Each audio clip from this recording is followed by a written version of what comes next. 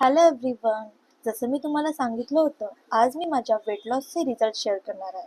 So या last 16 डेजमध्ये मी 2 kg weight loss केला आहे.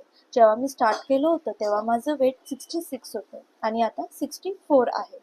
त्यानंतर आज संडे आहे, मला वर्किंग डे ऑफ होतं. सो घरातली कामं करायला स्टार्ट केली, कपाट आवरलं आणि घराची क्लिनिंग केली. मला घरामध्ये घाण बिलकुल आवडत नाही. आज संडे असल्यामुळे घरात नॉनव्हेज मेनू होता. मस्तपैकी नॉनव्हेज खाल्लं आणि दुपारी पुरेपूर असा आराम केला.